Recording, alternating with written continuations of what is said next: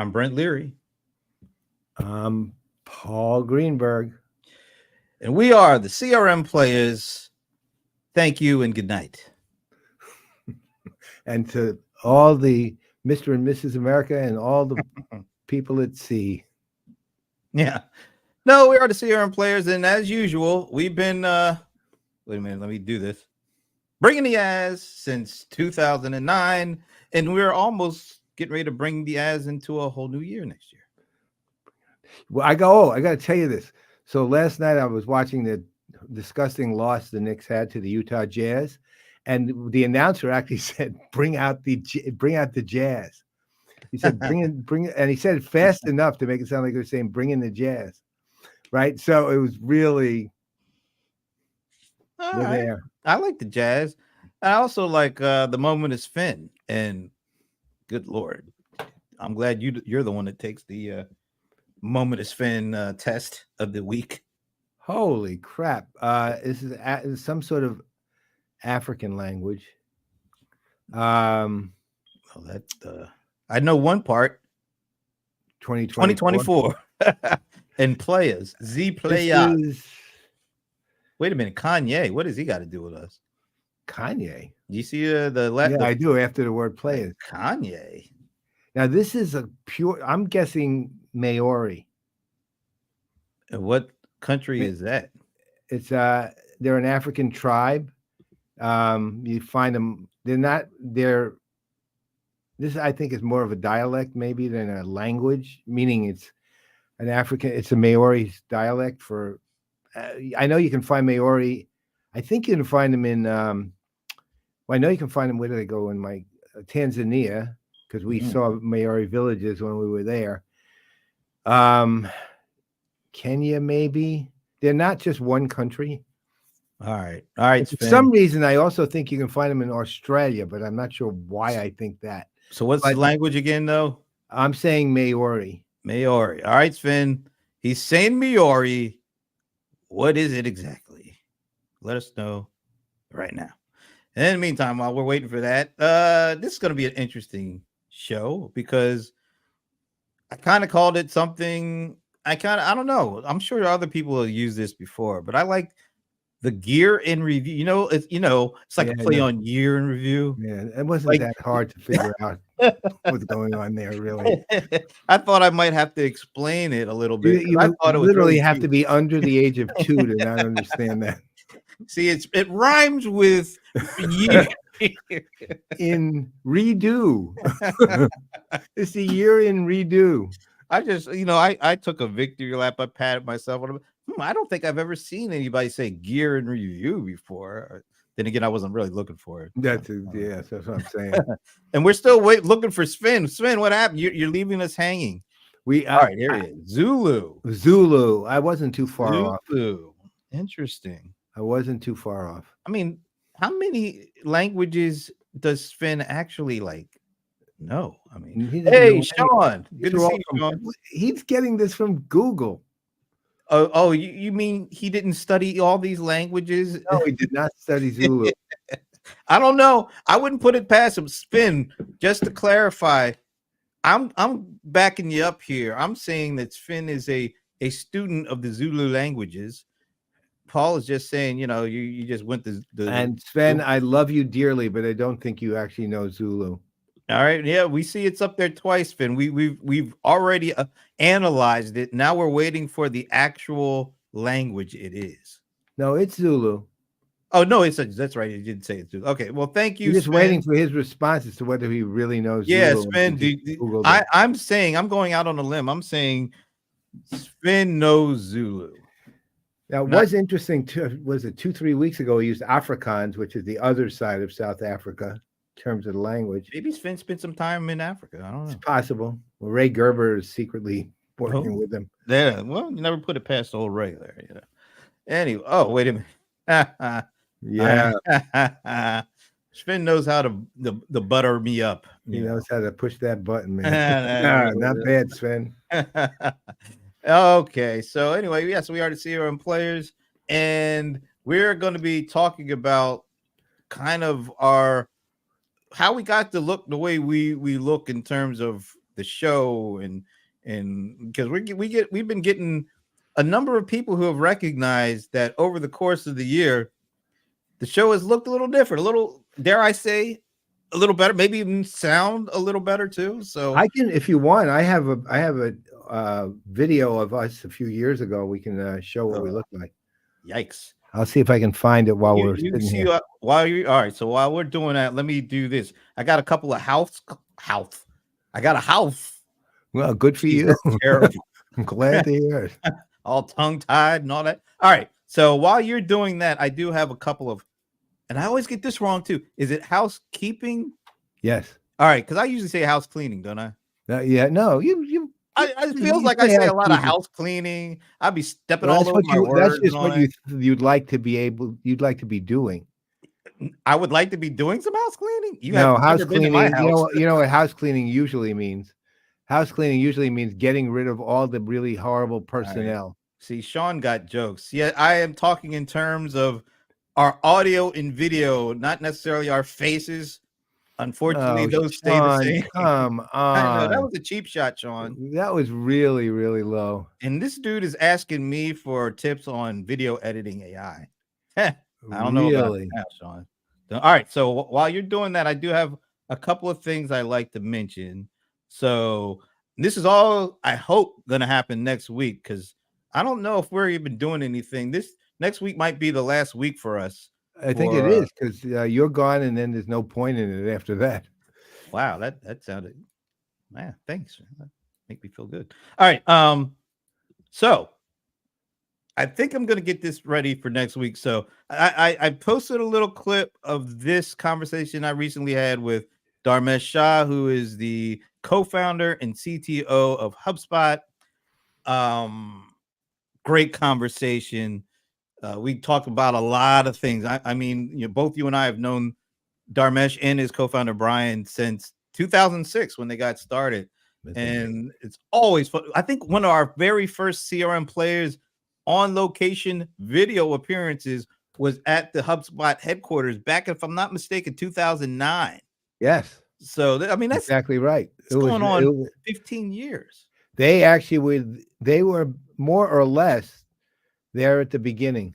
Yeah, well, we were at their beginning too. I mean, That's true. Yeah, so great conversation. I think I'm going to be posting it on Monday, and then Tuesday, and this is another one of your favorites. Look at this, Vala Offshore. I'm going to be doing a few good minutes with Vala. Vala is not only the chief digital evangelist for Salesforce, but he is also the co-author of this new book, Boundless. And so we're going to be talking about the book and about, just things that he sees in his role as chief digital evangelist. What? Hold on, I got to get out of this. What's going on? That was us in 2018 making noise there. If you heard it. Oh, you didn't hear it. I didn't even hear it. Oh, cool. I was hearing it. No, you didn't. It's not shared on our part, so don't worry about good news. Yeah, so oh, wait a minute. I got this. Okay. I think I got this a little out of. Anyway, let me think, because I think it's Vala on Tuesday, and I have it showing up on Wednesday, and then I have Ron Miller. Maybe okay. So I got it out of sync. So Ron Miller, our buddy, who's also the enterprise tech reporter for TechCrunch, he's going to be joining me for like a little year-end review preview. So that's a few good minutes on that, and then let me go back to Vala. All right, so Vala, I guess, is Wednesday. I hope it is, because I'm getting a little confused myself on all this stuff. Anyway, I'll figure it out. Just know that next week there's a lot of good few minutes, or a few good minutes, a lot of stuff with a lot of great folks. That's what I wanted to say. Do you have the clip ready? Yeah, I'm actually got it's sad, but I've got so many choices. Of how bad we looked. Yes, really, how awful we were. Now here's one I didn't even look at, but it's called Cortana Moonwalk, and it's one of our clips. I'm almost. Well, you got to share it so I can. I know. Well, I'm actually. Let me even. Oh yeah, wait till you see it. This is. I'm almost afraid. This will kind of show you what. Okay, let me go to sharing now. Yeah, video file. All right. And while you're doing that, Yeah, it's going to take me a second to all get right, to it. while you're doing that, so we're going to do our little gear in review kind of thing, and we are going to invite both of our friends, Monique Johnson, who is a video production expert. She's great at managing virtual events. She's just a nice person too. That also helps. We like nice people that know lots of good stuff. So she's going to be joining us when we start talking about the gear and review. And remember, it took me a while to come up with that title, so I just want you all to appreciate that. Am I all right? Now I see. Oh my goodness! All right, so I'm going to show this. This is what. Right. How long ago was this? Do you know? 2018. Oh, man. So this is 5 years ago. And look, I can look into the green room. Our guest is hiding her face because she doesn't even want to see what this is going to look like. Oh All my right. God. So It's pretty bad. sorry. I'm all right. So here it is, Also, 2018. let's say also our sense of proportion isn't really great either, as you'll see when it goes up. All right. So here it is, 2018 CRM Playaz. Gird your loins for this. This could be ugly. All right, here we go. Something last week where Microsoft has Cortana. They have some really great assets. That's what I'm saying. It's our sense of proportion isn't particularly good here. Look at the lighting flickering. I mean, everything. There's nothing good about tell this. me what's in my sales pipeline. The sound this was our show. So the integration. You know what? You're wearing the same hoodie, aren't you? Application. We can talk about that. Yeah, this is my brother. And then my brother's gift to me. It's the same exact one. I mean, look at my lighting. All the components internally. They have Cortana. But look at the angle I'm sitting at. They have. I mean, it's like everything about it. And then we see so awful. An article that says they're actually your camera is actually at an angle, isn't it? Yeah, I mean that's what I'm saying. You're gigantic. You're absolutely gigantic, and I'm about half your size.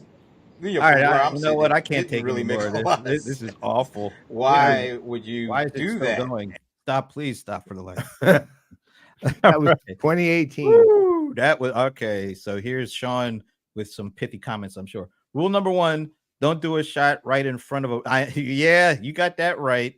That's exactly that was it. And even our guest from the green room is I love to see the tree. Yeah, well, just the now. Yeah, the then that was ugly. So anyway, and that was 5 years ago, and I would say we've been on a pretty good trajectory towards where we look, ever since then. But I would say this last year we really kind of kicked it into high gear. So we're going to talk about hear what I said? Kicked it into high gear. Yeah. Like man, this is like last year kicked it in high gear. Now you're even being rhyming. I don't want to call that poetry. It's not really. I'm a poet and I didn't even know it. How about that? Oh my God. I'm falling back. I can't stop myself. Complete cliches. Please stop. Yeah, I'm trying to stop myself. All right. I'll start that video again if you don't want it. Oh, no, none of that. Let me just remove that from the tape, right? All right. So before we jump into all that, a couple of things. Last week we did what is CRM in 2024? All accounts, everybody seemed to really enjoy it. Got some really great information out of it. It's great bringing executives from the big vendors and from the other significant vendors together to just have unscripted conversations, no holds barred, agree and disagree. And it just came together well. Analysts coming in and Bob Stutz, because you definitely wanted to clarify he was not an analyst. But it was great. A week later, what are your thoughts? No, actually, I mean, as far as what they looked at, I'm in Esteban's camp on forecasts and predictions, which is charlatans make them, and none of those guys were really making them. They were kind of making observations about not what's going to happen, but how they see CRM, which is a little different. And I thought both days of conversation were incredible. That means both among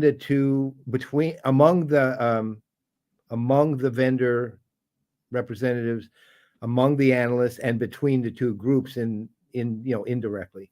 I thought everything worked, and people obviously we had a pretty good, really solid level of engagement. I mean, all in all, it was definitely worth every minute of the 2 days. And even if I didn't like it, I would have said that because it's our show. But I really did actually think it was actually valuable, as opposed to, wow, that was one of our shows, so we have to say nice things about it. Yeah, it's like, oh, that was a great show last week. Well, it was Wasn't it? Oh, fantastic, and I don't think we'll be doing it next year. yeah.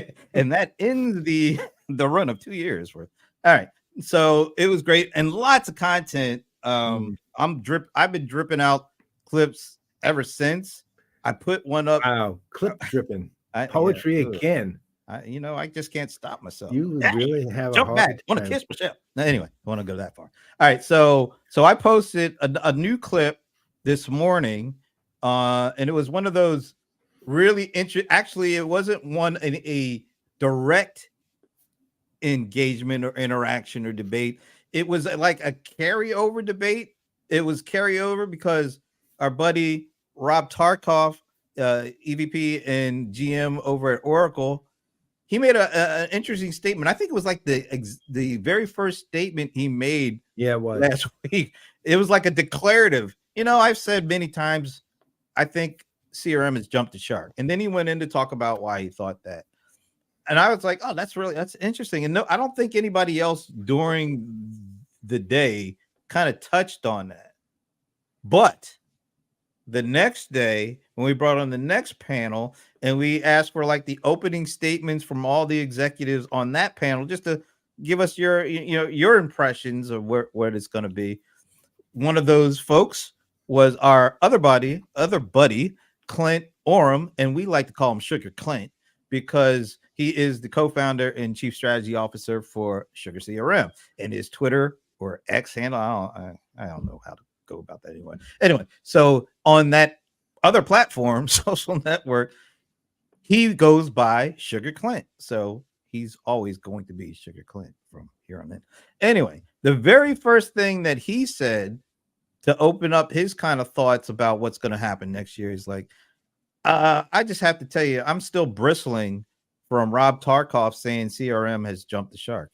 I was like, I really wanted to know what a bristle looked like. I mean, because we didn't have the actual camera on Clint when he heard Rob talking the day before. It would have been really great to have like a Clint cam so we could have seen that actual moment where he actually bristled, because that would have been awesome, wouldn't it? The only bristles I've ever actually really seen are porcupine bristles, right? So I don't really want to be near them particularly, right? Because they can hurt, right? So I actually, when I was a kid, I literally picked one up and didn't realize that it. Jeez, you picked up a porcupine? No, the bristle. Oh, I didn't realize that it didn't matter whether the porcupine launched them at you or not. It would stick you. Yikes. And it stuck me. Yeah. So I see Clint bristling. My only thought is get as far away from Clint as I can be. Thank God this is virtual. That's it. All right. So what I did was I put together a clip of Rob on Thursday saying how he thought CRM jumped the shark, and then spliced in Clint's response or reaction from Friday. And I posted it. And I just posted it this morning. And as you can see, it's already got over 1,000 impressions, and it's like been viewed almost 400 times, and total viewing minutes are over 2.5 hours. And this clip is only like 84 seconds long, so it's not a long clip. And it's got comments. And actually, I thought what I'd do is, well, should I just show you one of the comments? So I don't know who David Gerber is. Do you know who David Gerber is? You know what? His name is familiar, but I don't know. I can't place. Yeah, it does sound familiar. Yeah. But he says this is why I chose his comment. I believe Rob is correct, but he's not right. I mean, talking out both sides of your neck there on that one. And then he goes, but I thought, okay, split hairs, it's an interesting take. And then it's Tim Jones. he actually shared it. He's like, I was joking with a friend yesterday that all the CRM is going to become a script running on top of OpenAI. So he was like, yeah, so maybe it has jumped the shark. I'm guessing he's on. I called it Team Rob or Team Clint. It sounds like he's probably on Team Clint. I don't know what team David Gerber is on because he was kind of splitting the hair. Well, I think he was on. He's kind of on Team Clint really here, because he's saying, look, CRM's a tool. It's a valuable tool, but ultimately people know how to either have to know how to use it, or it's going to be kind of useless. Yeah. Okay. So he's more Clint than Rob. He's saying, look, CRM's got value, but if you don't know how to use it. So I picked it right. So I picked one that was Team Clint, one was Team Rob. You know who else left a comment? Rob Pinkerton. Guess what team he was on? Oh, that was easy. He was on Team Cleveland. Rob Pinkerton is also an SVP of marketing. No, he's the he's the SVP and CMO of Oracle CX. Right. So and Rob Tarkov is Oracle too. So his boss. Yeah, you could kind of make 2 and 2 go together. All right, so I thought I'd quickly play the clip. Okay. So that people can hear what we're talking about, and you can decide whether you're on Team Rob or Team Clint. This is hashtag Team Rob or hashtag Team Clint. But here's the exchange from last week. Well, the combined exchange from last week.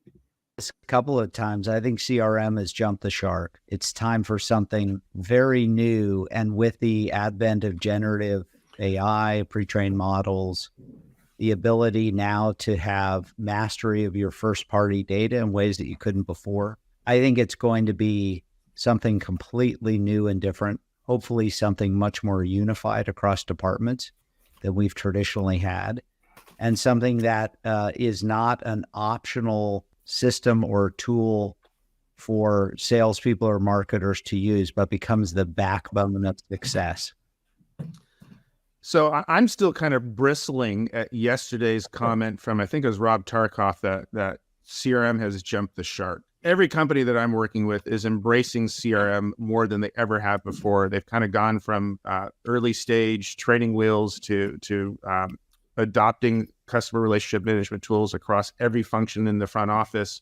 And what I see happening in 2024 more than ever before is every department, sales, marketing, and service in the front office working together seamlessly with one CRM system, one view of the customer, one integrated set of business processes with no dropping of the ball in the handoffs from team to team. And to me, that's the testimony of CRM as a success. All right. So you heard it. That was the combined thoughts of Rob Tarkov on why he thought CRM jumped the shark, and Sugar Clint Orem, who thought, no, hold on, I'm bristling. I don't think that's the case. So do you bristle at Rob's comment, or? I don't think I've ever bristled before. I don't know. Okay, so Sean is coming in. What do we mean by something more unified? Well, it's hard to say what they meant by it. I know what I would mean by it. Now on the actual post that I put up, Rob Tarkov did add some additional context to his video, so you might want to check that out. But I just thought it was very cool that these two executives with years of experience in the industry have some fundamental different opinions on things, and they were able to share their opinions, and it was a really good collective interaction, I think. And anybody who's out there, let us know if you're Team Rob or Team Clint, and why. That would be interesting to me. So, all right, you know what, we have our guest in the virtual green room. I was gonna do a because I know we didn't do it last week, and I'd like to apologize to the venerable Paul Greenberg, because I didn't do this last week, and I don't think we're going to be able to do it this week either. Stump the Godfather. It's been on hiatus, and I apologize, because I know this is your favorite part of the show. Oh my God, I feel terrible that we're not doing it. And I have a really good one too, but I don't want to take time away from our guests. Let's see how much time we got. We got like 4 minutes. Maybe I can fit it in a quick one. A quick. How do you do a quick stump the guy? I mean, it's first of all, it's quick by nature. Well, not necessarily, because sometimes people like to get their guests in, and we extend it so that they can get their guests in, and then you can cherry pick off of them and get your final guests in. But you know what? I feel like we don't want to take too much time, and maybe it would take a little. It's a great question too. Why don't we just call it a question and not a stump the Godfather? That way we don't have to go through a lot of time. So here it is. This is the I'm not even gonna play the music. Wow. There's no buildup. I'm just gonna pop it open and see what happens. All right. So people guess? Yeah, if you want to. Oh, all right. So I just gave it. I There's the answer. That was not what was supposed to show. 14 billion. Well, you said you wanted a short Stump the Godfather. Well, there it is, folks. Oh my God, I got it finally. That sucks. That was awesome. That was terrible. That was the worst stump. See, that didn't even Hey, deserve. we're not going to charge you for this one. That doesn't even deserve Benny Hill. Benny Hill. I'm so glad we didn't play the Benny Hill music on that, because he would have rolled over in his grave if he had saw that execution. I knew the answer. It wasn't hard. I figured that out long ago. So that is your Stump the Godfather question of the never happening again in 2023 or beyond. All right, let's get rid of that. All right, so we've had so many people over the course of the year either come up to us at an event or comment about how good our production levels have gotten with doing the show. But it's not just doing the show from the studio, it's also when we're out on these events, and we ourselves over the course of the last, I would say going back to June of 2022, which was the first time we went back at an event after almost 3 years or something like that. And that was Orlando for Variant. Yep, exactly. It was June, right? June 2022. Orlando Variant. I think it was the Hilton Hotel. Something like that. Yeah. And we were completely, because we hadn't done anything in like 2.5 years. We were completely we had lost all of our event juice. I can't even remember what I used to carry around before the pandemic, right?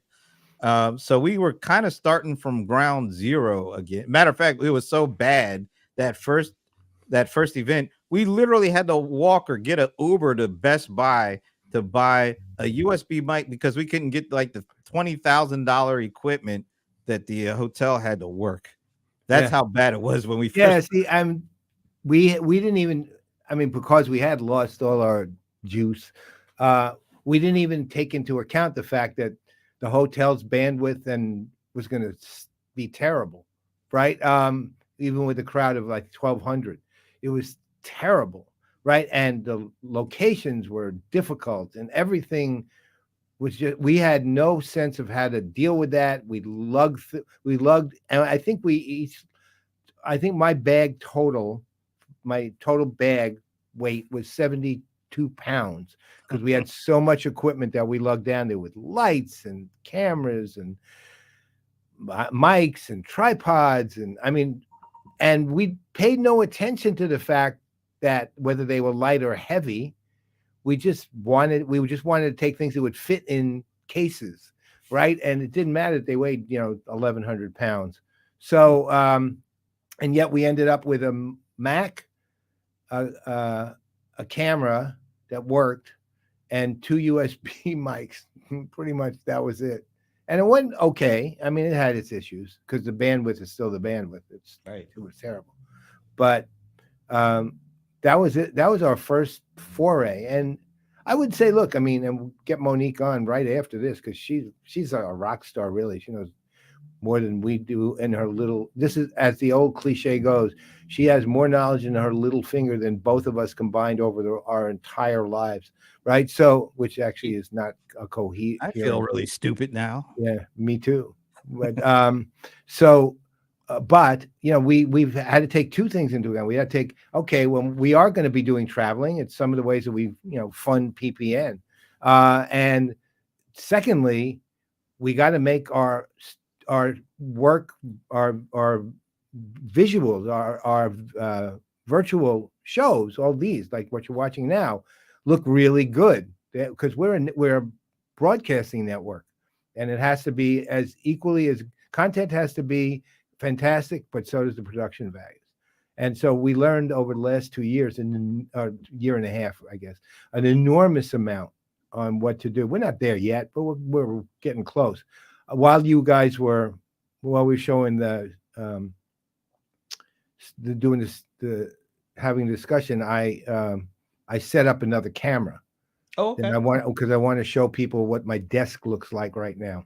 Good. All right, you do that, and It's all done. So all right. So why don't we go ahead and introduce our guest for the next 30 minutes? Because actually, we're not going to be done after once the show is done. We actually have something else to do. We'll talk to the folks about. But in the meantime, here she is, Monique Johnson. Ooh, yeah, she is. The mood lighting. Look at that. Hey everyone. How you doing? I'm doing well, and I'm so glad to be here. Thank you for having me. First of all, your sound is so crystal clear. It sounds great. It's a little loud. Could you turn it down just a little bit? I can definitely turn it down. How's that? That's a little low. That a little too low. Okay, what about that? Right there. That's perfect. Right there. All right. Awesome. Ideal. First of all, I like the mood that you have set. I mean, it looks so warm and inviting. Thank you. Talk about what goes into a look like that. Oh my goodness. Well, a couple things. Number one is I'm in a setting where there isn't any window light, so I don't have to worry about the sun or the change of lighting that goes on outside. So that's number one. Number two is really working on my lighting as a result of not relying on a lighting source as such as the sun. So I have my key light right here, which is a gridded softbox. I have a cute little practical light. So this is the blue that's kind of, you can see is going off of my microphone and lighting this side of my face to kind of even that out. And then behind me is practical lights, meaning lighting that has nothing to do with lighting the particular subject. It's just to light the background and also whatever you want to highlight in the background. So as you can see here over my, what is this for you all? The left-hand side, it's just a simple plant, which is a fake plant. It's not even real. And then I have an Einstein type of light behind there. So that's what makes it be like that warm, cozy type of feeling. And then to be frank, the what I'm not using for my white balance. I believe I'm just using cloudy. So I'm not even using like auto white balance or I don't know, daylight or anything, which I love to do, especially when I'm doing events or if I'm in my home office. But for this particular set, because I wanted to make it warm and cozy, I have it like on a cloudy type of setting. Like so that's pretty much it in a nutshell. It looks great. And I have this microphone, of course, and all that. So if you were to just give us a ballpark of what the investment is to get that look and sound, what would it be? Oh, that's a good question. I would say that's what we're here for. We're here for good questions. Roughly, I would say around. I would say around maybe close to 2,000 or 2,500 for this setup. So that's because I have I'm using this Rode and this is a type of microphone where it's not USB, so it's hooked up to the Rodecaster Pro, the first version. So that's a full out mixer there. And then even my camera, so I don't overload my computer, even though it's an M1 computer, I have it hooked up to a Blackmagic 810 ISO. So I'm thinking about like 2,500 or so, between 2,500 and maybe a little bit higher than that. Considering that's not like a huge amount of money to Yeah, look yeah. and sound as good as that. So Oh, well, thank you. Thank you. Yeah, I like to show people that you know, if you want to upgrade your look, you don't have to spend a lot of money. And of course, the more disposable income you have available, of course, the better and the more gadgets you can do. But there's a lot that you can do with just a simple setup. So, but how do you even think of the idea of the setup itself? I mean, what do you like? What you want to convey, and how the color plays to that? How does that work? Great question. I think for me in this particular instance is the fact that I have this big chalkboard. It's literally a chalkboard behind me. And because it's so dark, naturally, I feel that when you try to light it or try to make it bright, it doesn't necessarily come through. So when you have a darker background, you tend to have like it's easier to make it a more cinematic or warm, kind of cozy feel versus what both of you all are like. For instance, Paul, you have that gray wall, like it's much brighter than the background here. And even these are light blue walls. I don't have my main um light on that's in the ceiling. So of course, if I were to turn it on, it would totally throw this off and it'd be so much brighter. So I intentionally turned that off and then just used whatever lighting tools I had to make it come to this. But I think it's primarily the background that helps. And I think a lot of people in general don't give much thought into their background. No offense to your guest that you guys had last week. But for instance, the replay you just showed, one of the speakers clearly you could tell was using a virtual background. And you could tell when he moved and stuff that you could tell that there was weird stuff going on. And I am not a proponent of using virtual backgrounds. But if you actually take thought and create a nice cohesive background, no matter what it is, it doesn't have to be this. It could be what Paul, or I even like Brent. Like Brent is kind of like a I don't even know how to describe it. It's like if you were a mechanic in a garage look, as in it's not bad, meaning you see all his equipment back there. So it establishes that that's what he's passionate about. But at the same time, it's well lit, and you know, the camera and stuff that you're using is great. So it's all about, to me, starting with the background and then build from there.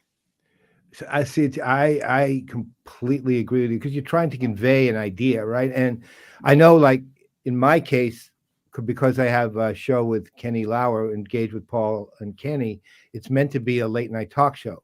And if you think of every late night talk show in the world, there's a picture of the city that they're in behind them. Right. And that's New York. That's actually also an acoustic sound panel besides. Right. Right. So the room is acoustically treated. And to your point on the lighting is everything. I'm still working with a new camera, so I got a little bit of ways to go with this.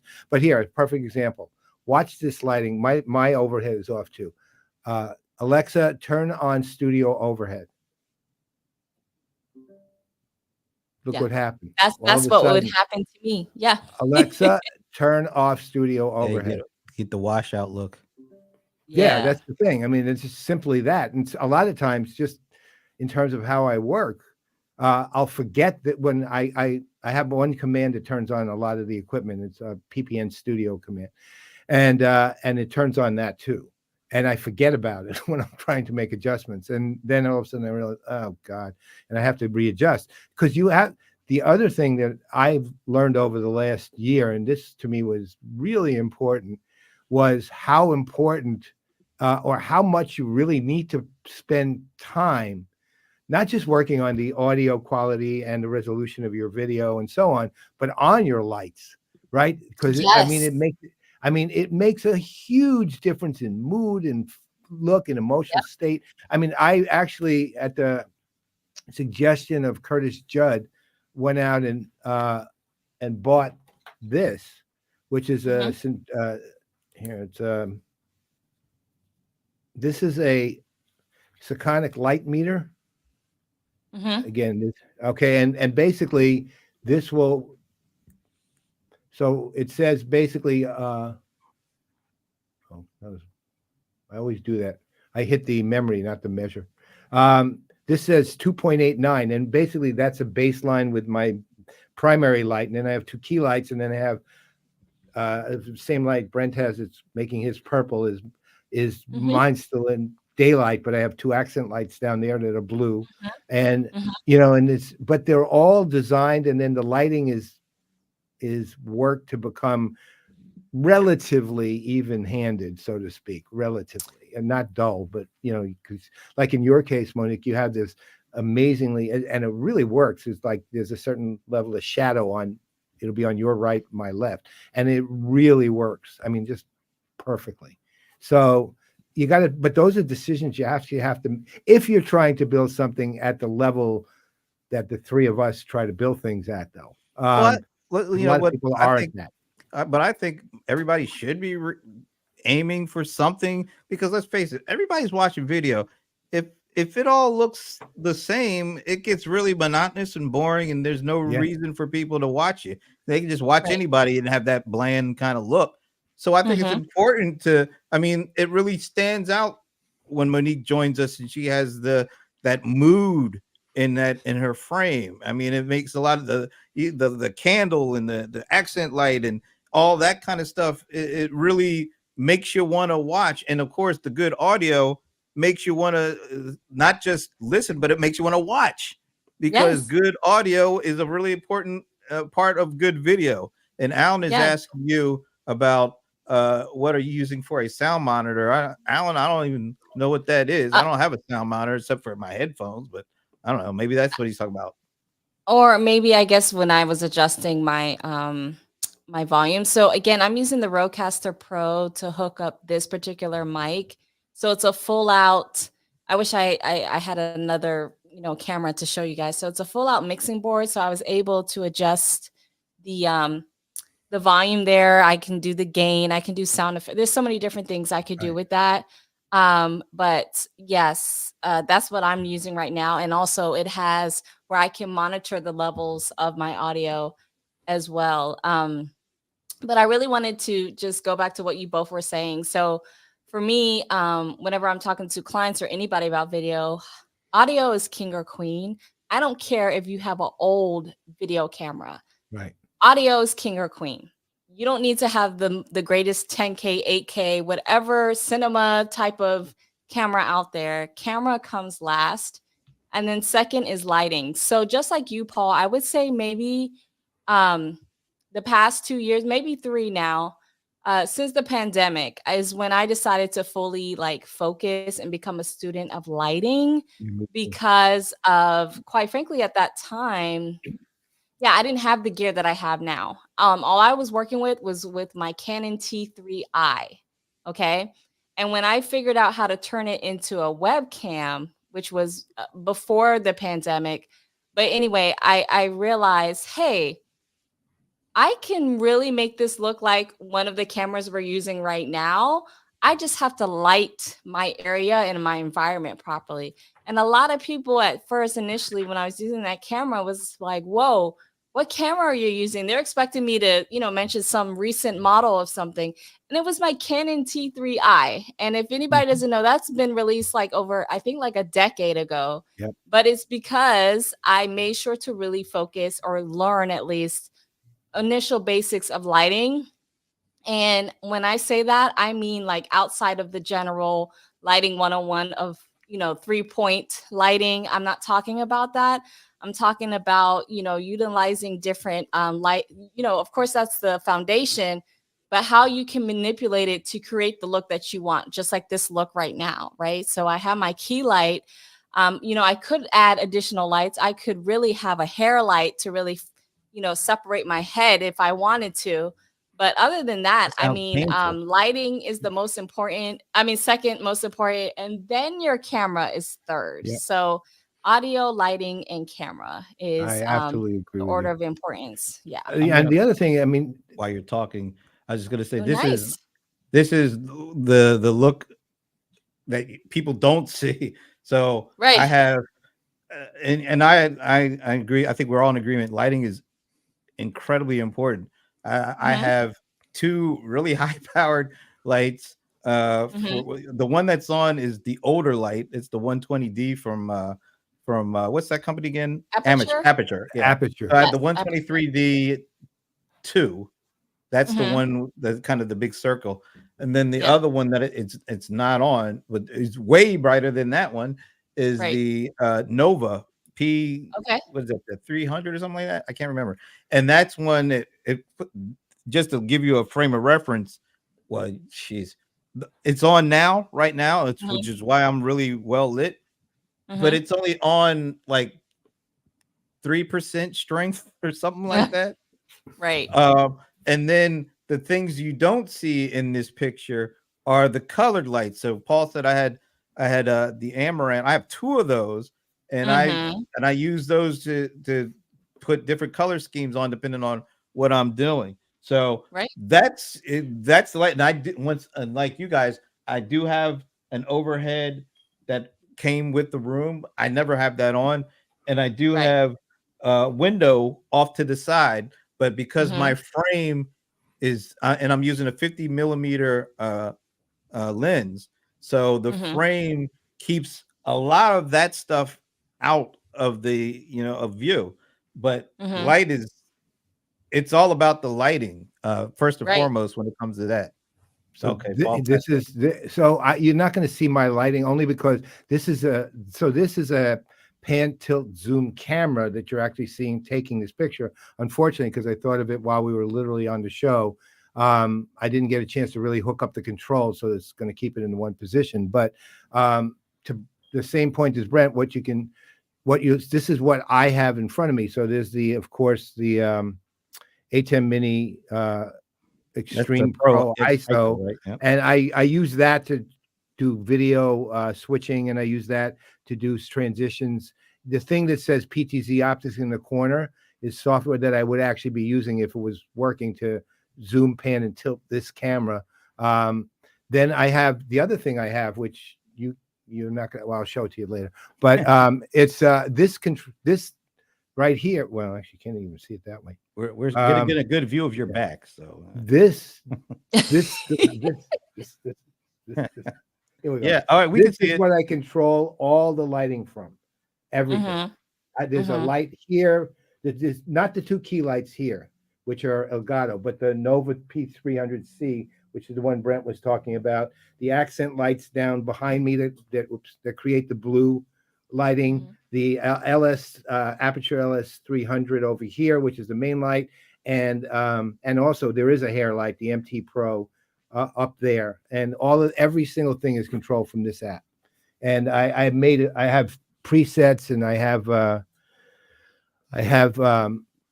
a whole series of different, because I have 3 shows that I do from here, and each show has a different camera and or lighting set and different microphone too. There's another mic over here, and this is a Ethos.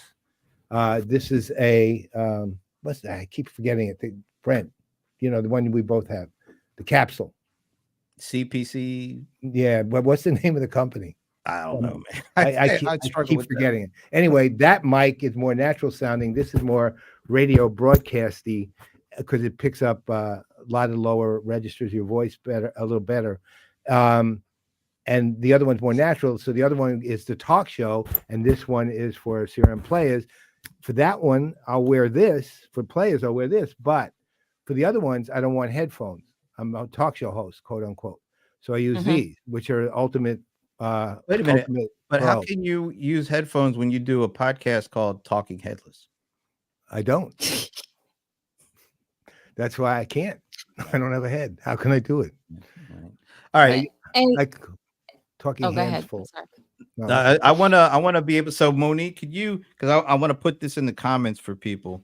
Sure. What was the name of your mic again? This one is the Rode. Oh my goodness, I can't. My mind Is just it went blank. You say the NT one?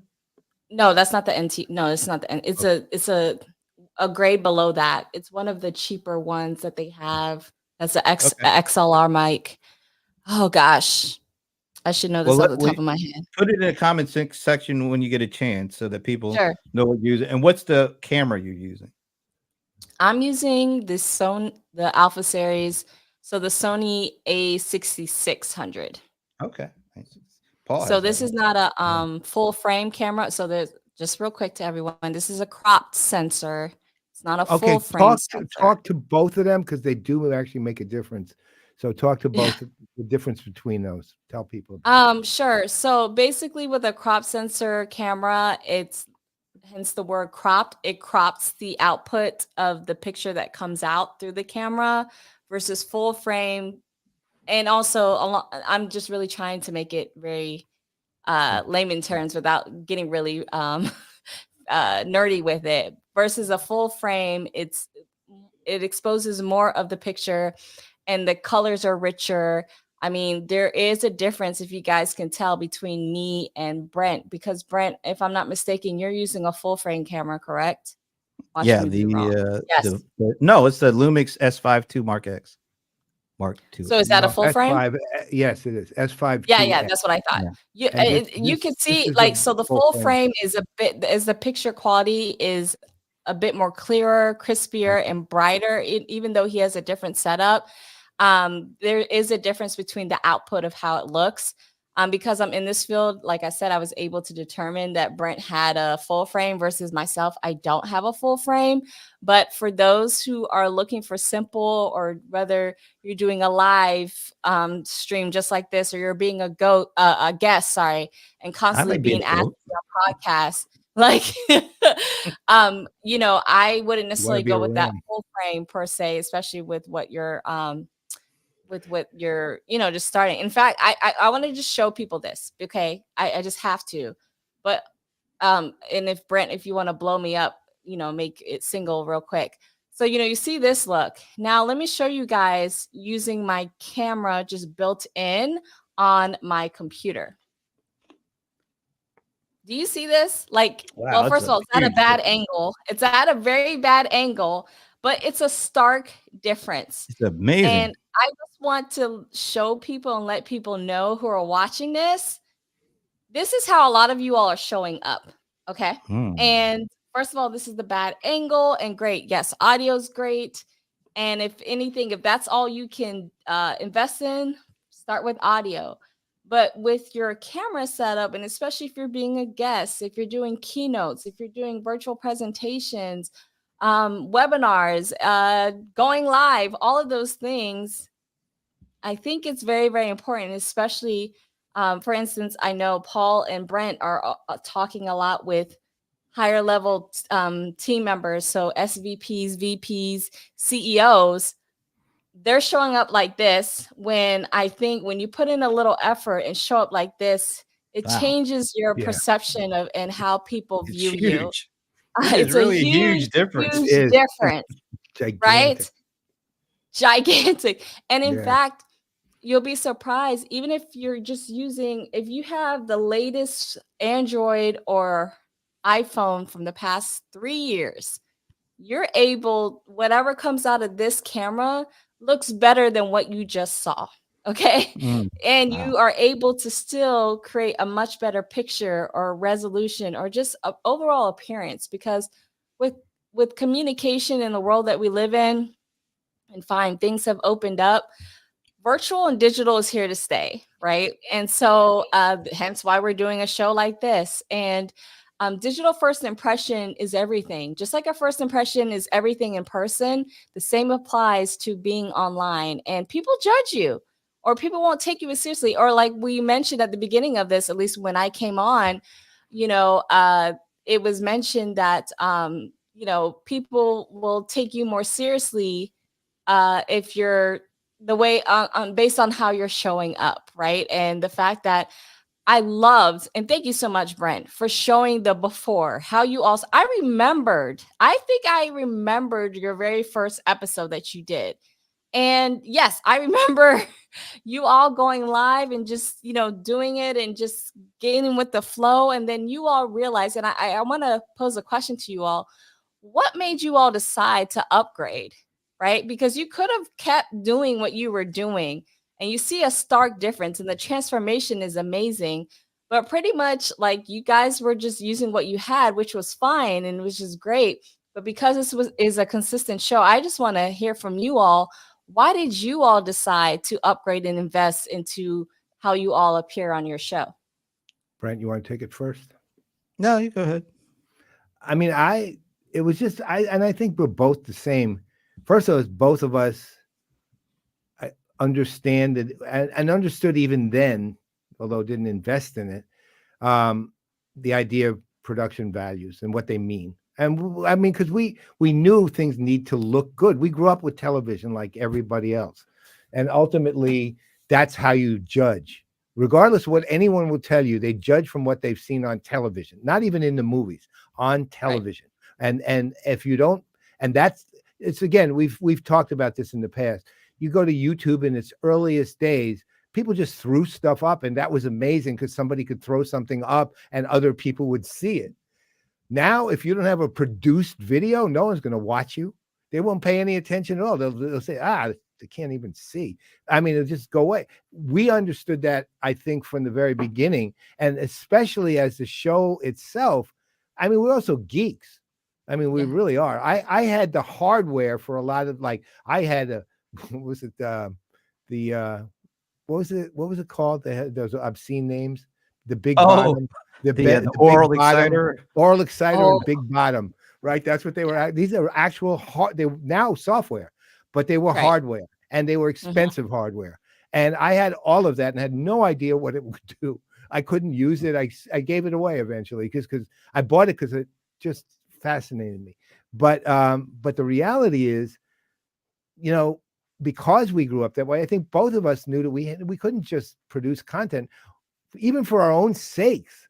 We had to look good on what we were doing, and we had to make sure it met a standard that was actually, you know, when we would do it, we go cool. And the other thing, honestly, and I speak for, I guess, both of us here, but I know at least for myself, I just got like the idea of learning how to do all this, right? I just wanted, I liked it. I thought it was really cool that you could make things look like that, and you could do it with your own hands and mind and head with the help of some equipment, as long as you're willing to invest in it.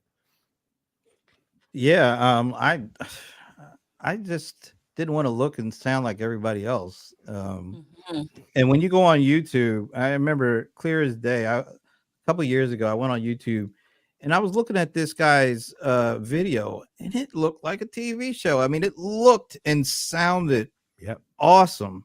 And from that point on, I was like, how can I do that? How can I? Because I don't even need. I remember, Monique, you were there. I did a little TV show pilot, and I had you on there. Yes. And the only thing that I wanted from that was broadcast quality, look and feel. Because believe me, the network, no viewers. I wanted that, and that was so. When I saw these dudes look like they were doing all of this from their home office or whatever, that's when I was like, if they can do it, I can do it, and I don't even need to go out to somebody's broadcast, setup. And of course, Paul and I, we were already doing the Playaz and all that, but and I think I started him down the rabbit hole when you did talked about this new thing. I never heard about this A10 mini thing. It's allowing me to do all this, and then I shared that with him. You bought the Pro, and then you sent me your A10 mini. Yeah. And as soon as I hit the first button for camera 2, I thought, oh my God, I want this. I want to make this. This got to all happen. And it was all affordable. I mean, it was like, it's like, wow, we can do the stuff that people that work at television networks, we can start doing that. So ever since then, we've been buying and trying stuff out, and the cameras. We got, I have bought all these cameras, and I have not taken a picture with any of these cameras. It's strictly for video. I mean, that's all I was interested in. Too. Well, I've taken picture with my iPhone, but that's but I mean, like the actual, what I'm using here, it takes great pictures from what I hear. I don't know, because I've never taken a picture. I got it for the look, for what this look is, that's exactly Mhm. what I got it for. And okay, so now to that point, this is the Blackmagic full frame 6K. It's a new 6K. camera there. Okay. This Yep. came It's out, what, full a couple frame. months ago? But here's the key. No, no, The no. look is That's been out for a couple years now. no, Oh, no, the no, cinema that's not 6K, no not the the pocket. cinema. This is the cinema full frame. Yeah, They've Oh, I'm always sorry. had the My 30, apologies. right. They've always had the 6K Pro, which is the Yeah. 35, Micro Four Thirds. 35 millimeter camera. Oh, Right. that's right. So this is the first of their first full frame camera they've ever produced at that level. And Mm-hmm. so, but what I was looking for was, and I was using the 6K G2, but I was Mhm. I wanted full frame, but I wanted a cinematic look, which is what this is. Yes. You know, it's very different in terms of Brent's look and your look. It's very different because it's soft. It's much softer. It's a Right. little more, you know, it's like Movie. it's a movie. It's designed to be more like a movie, and that was deliberate on my part with this camera. Here, And I feel Keep like a on. lot of manufacturers lately have been focusing on the cinema line. I think there is a demand for it. So for instance, like Sony in this past year did the FX30 and the FX3, like the past year or so. That's their cinema version. Yep. Canon used to be the king of that, you know, in that world. And then they've kind of fallen off and now they're making their way back. And what I'll say, what I admire the most about you, Brent, is that you're willing to try anything as far as cameras and brands, because just like cars and other things, like for me, it took me the longest when I decided to get this Sony camera. I always said, I'm a Canon girl. There's no way I'm going to switch over to a totally different brand or anything like that.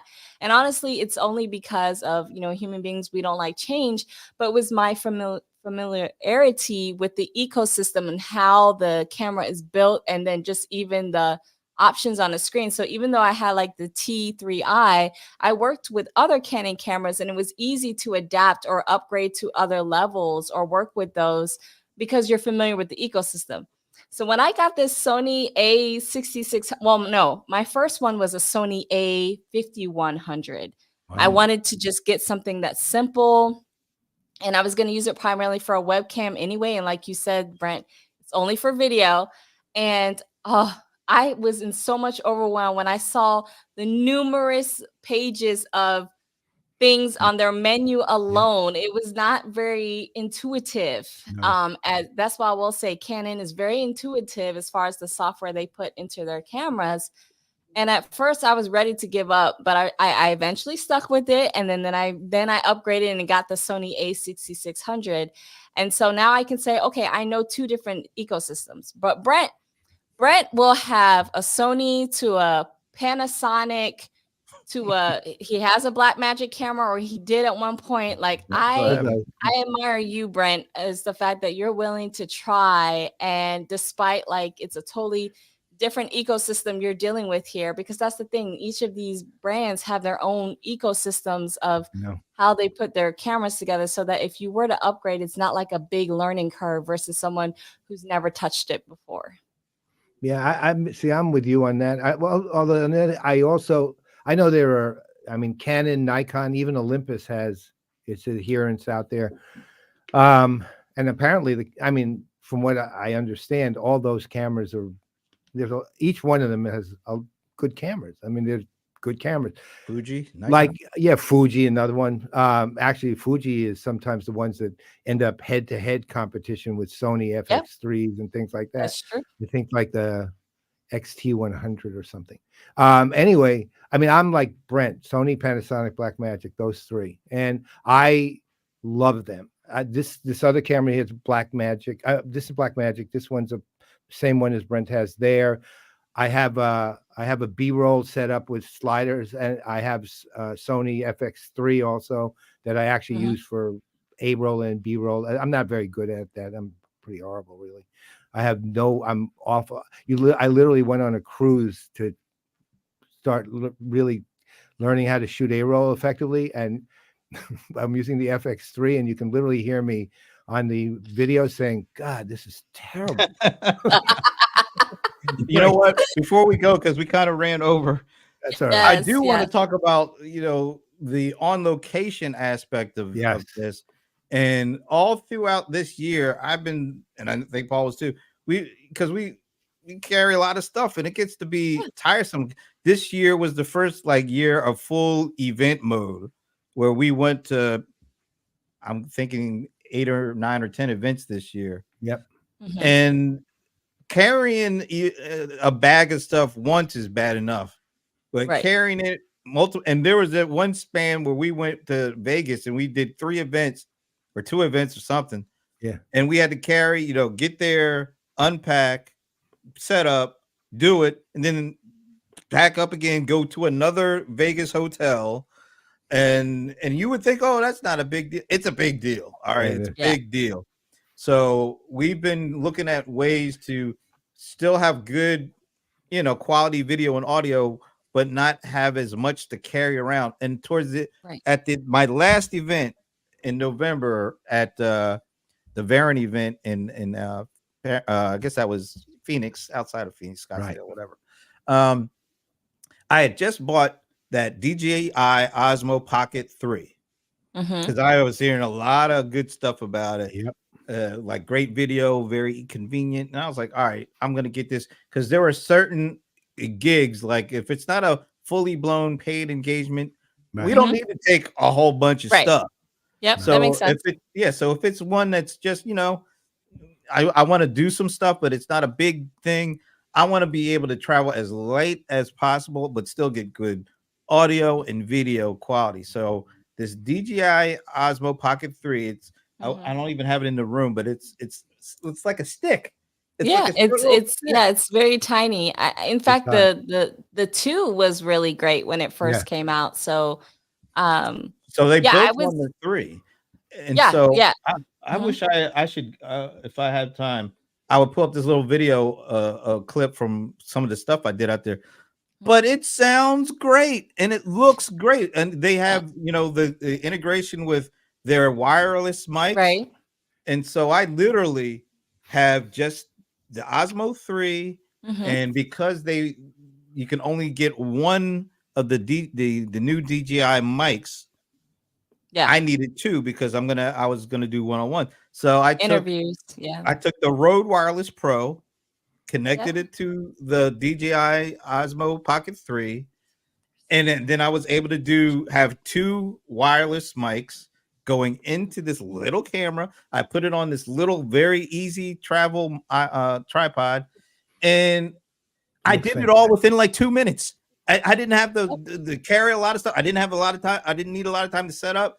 I put that sucker on the tripod, put the wireless transmitter or receiver on, and I was Mhm. good to go with like 2 minutes. And the footage looked great. It's the audio quality is awesome, and Mhm. I was able to do that all with just a couple of items and a minute or 2 of setting it up, and it was And it really does. It looks every bit. I mean, it's missing a few little things that we would do if it was a paid gig, but the reality is, it's great for these one-on-ones and then unpaid, especially, but great for that. And it weighs what, pound Yeah, I total mean, for and everything. it takes up so If little that. space. It's Yeah. not only it's light, but it takes up so little space. Little space. Yes. I only needed one bag to travel with, which Yeah. is great. So Now, one thing closed too. If you don't want to get complicated at all, and you just want to use your iPhone for recording, and any later iPhone, I highly recommend, and it's completely free. Just download the Blackmagic app for the iPhone.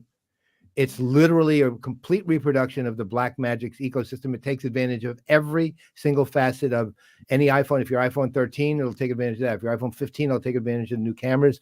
It allows you to use things like LUTs, which are basically integrated color profiles, right? It allows you to do, I mean, it's absolute. The one thing about the Blackmagic menu system is it's very intuitive, like incredibly so. So the best thing you can do, download that. It's free. Look, it's brilliant on Blackmagic's part. because people Yeah. get used to their ecosystem. They'll buy their cameras, but it's absolutely free. And by the way, it's killing every other thing like Filmic Pro and all the other iPhone apps. It's basically destroying their base because everyone's using it, and you will learn about your camera really quickly, and it's incredibly simple to use.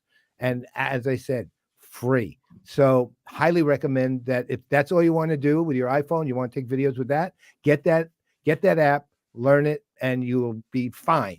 You'll get great quality videos, and you'll have complete control over your camera, and you'll learn a lot about your camera while you're at it.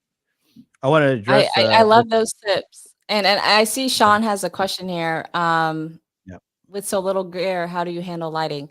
Well, there are miniature lights and smaller lighting equipment that you can bring, but also use your environment, right? So yeah, for instance, like what Paul held up. If you're at a conference, a lot of time those conference areas have rooms and areas that have huge windows. And whether it's cloudy or not, unless it's evening time, that's a different story. You face the window side, face the window, right? You don't want to have the lighting source behind you. At least face that bare minimum. But a lot of times I would recommend just bringing your own lights, not the heavy duty ones where you have the lighting stands and things like that, but just small miniature ones that you can prop up, or they have their own stands to help you with that.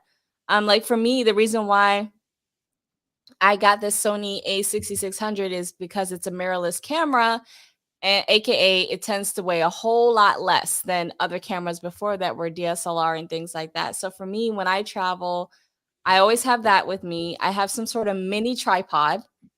And then I do the Rode Wireless Go 2, which comes with 2 microphones with you. In fact, I'm gonna upgrade this. Actually, they have a newer version called the Wireless Pro, which is like their most upgraded version of I have wireless that one mics, too. but they come with 2 and a receiver. I Fantastic. love this microphone. If I'm not gonna do wireless, I think you can never go wrong with this Technica ATR 2100. It's an amazing one because it's an XLR and it has a USB connection. So you can either hook it up to a mixer or you can hook it up directly to your computer. So I love how it gives you that flexibility. But what I will, and then having a cam link, if you have a camera that's only HDMI connection, something as simple as that, that's what I'll bring. Mini tripod, which is this. As you can tell, it's a tabletop. Like it can't go much further or higher. But lastly, what I love is I don't know if you guys are familiar. I've been playing a lot with is PTZ cameras lately. This is the Ozbot Tiny camera that they have. It's a PTZ.